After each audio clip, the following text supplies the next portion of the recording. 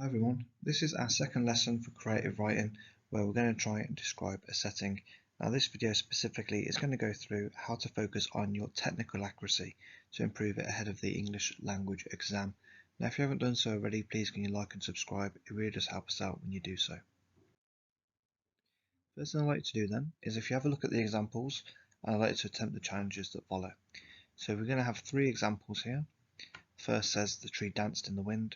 The second says the dog groaned in irritation as they disturbed its slumber, and the third one says he crept towards the house as slow as a snail. So first thing I'd like to think about then, if you think about all three of those, then for each example identify the language technique that has been used.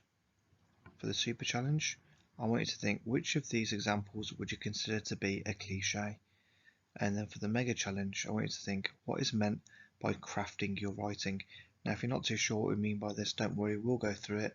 It was something we went through in our previous video as well.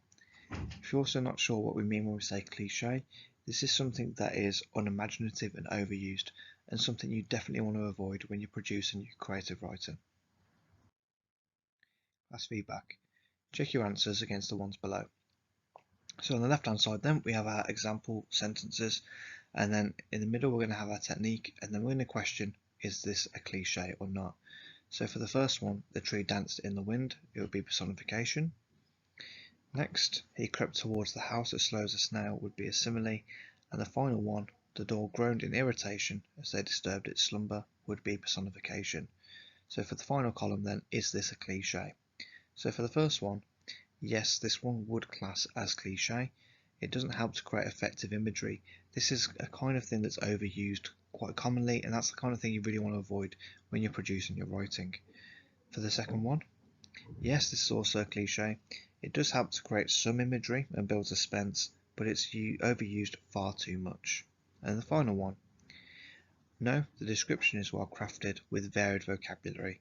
So if you think then it's using personification, just like the first example, but along with this as well, it's thinking about using more interesting vocabulary, which means it's kind of crafting the response more and would achieve more marks in the exam. By the end of the video, you'll be able to recall what you were marked for in creative writing, understand how to get marks for technical accuracy, and finally, apply your understanding to write your response and submit it with your feedback. So I've included that final one there just to remind you that unless you're really getting someone to give you feedback and tell you what works well or what needs to be improved on your creative writing, there's really no way of knowing if you're doing the right kind of things. So if you do want to submit it and get some feedback, please feel free to contact us and we're happy to help you anyway ahead of your exam. So learning recap. What is crafting your writing? So this actually comes from the mark scheme. This is the one where you get 24 marks for content and organization. You can see here this is not actually the highest level we can go up to. It's actually a lower level 4, and we're looking at 19 out of 21. This is because I want you to start using this one, and then if you are able to actually achieve this, then by all means you can stretch yourself and look at the higher band as well. Now the main thing we're going to look at is this bit here. So if you think about that final bullet point there, it says extensive vocabulary with conscious crafting of linguistic devices. So essentially what that says is to produce a high level response, you must focus on crafting your writing. So that's not just using language techniques, but making sure the techniques you use create effective imagery for the reader. Essentially, it's when you use a high level vocabulary with the crafting of the language techniques. So thinking about not using cliches, marry those two ideas together, and then that will count as crafting your writing. Look at the breakdown of the marks and attempt the challenges that follow. So in the previous lesson we focused on the marks for AO5, which is for content and organisation. Now what we're going to focus on is the other part, which is the marks out of 16, which is for your technical accuracy.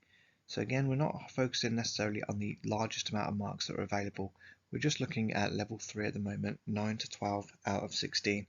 Now this would still include a really good response.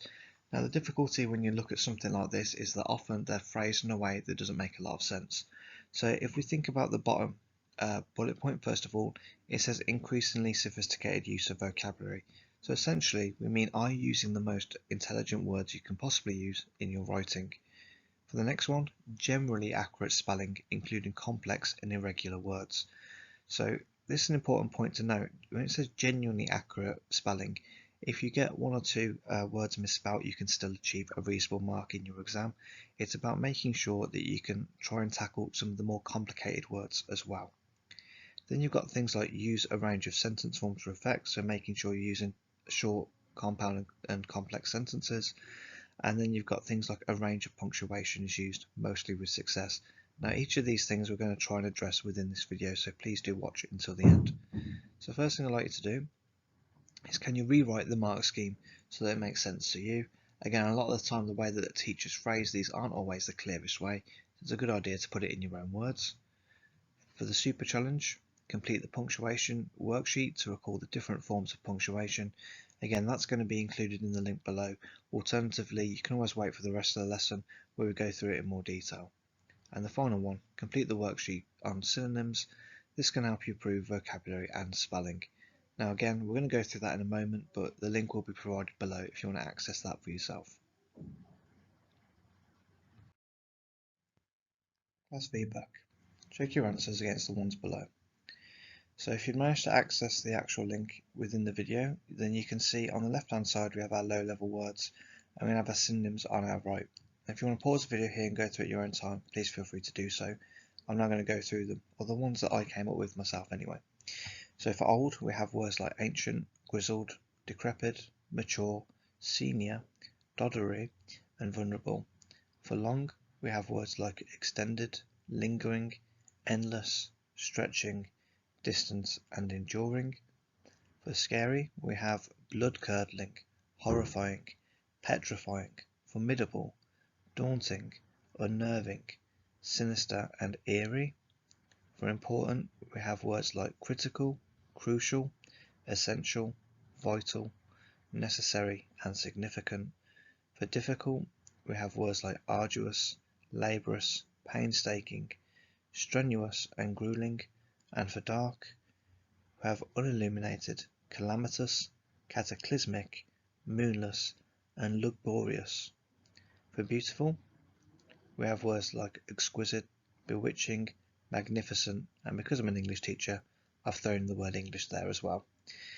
Now, it's important to note as well that when you are selecting these words, that they will work better in specific contexts. So, for example, if we look at dark, for example, saying calamitous might not be the best word for talking about the sky, but it might be the best one for talking about a dark or sinister situation.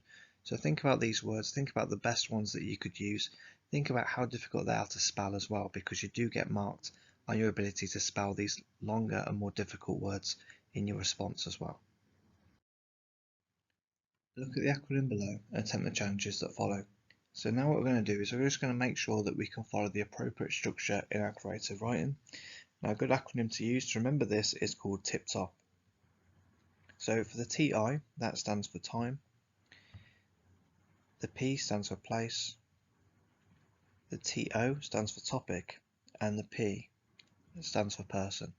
So these are good indicators to say that if you switch from one of these aspects, that it would be another time to use a different paragraph. If you're not writing in paragraphs, it's seriously going to impact the amount of marks you can get in the exam.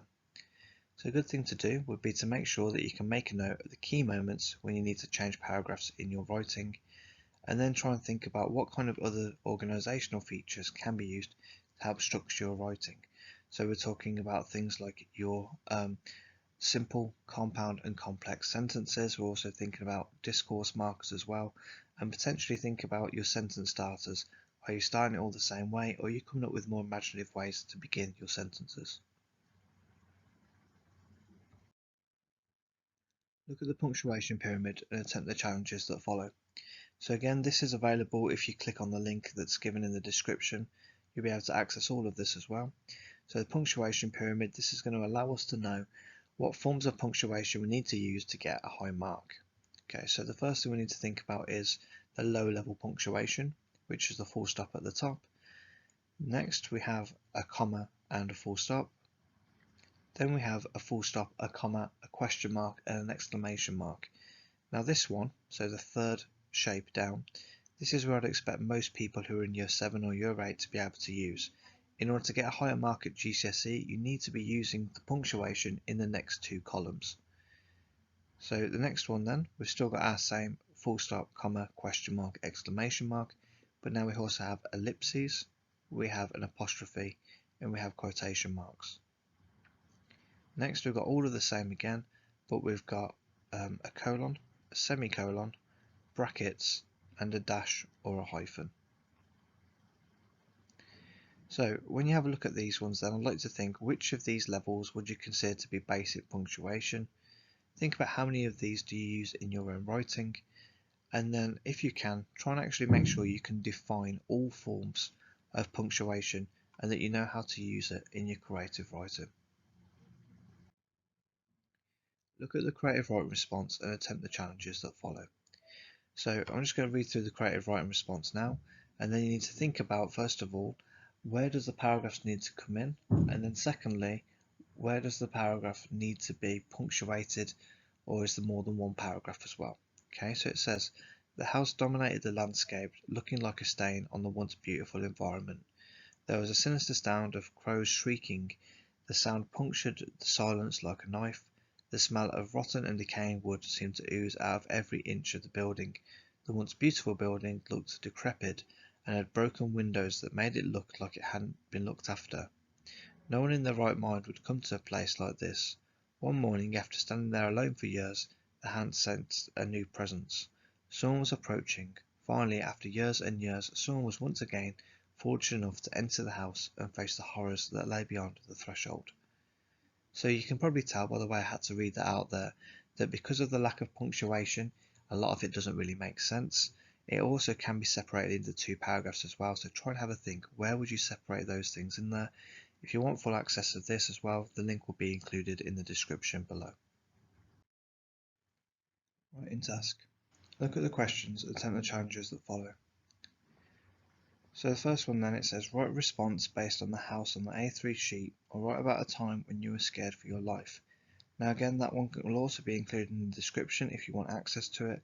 Essentially what we're doing is thinking about a typical spooky or gothic house, or the other one would be the scenario. Again, you will get either option in your exam.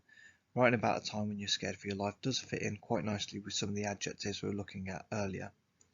Super challenge. Make sure the response has at least 3 examples of ambitious vocabulary.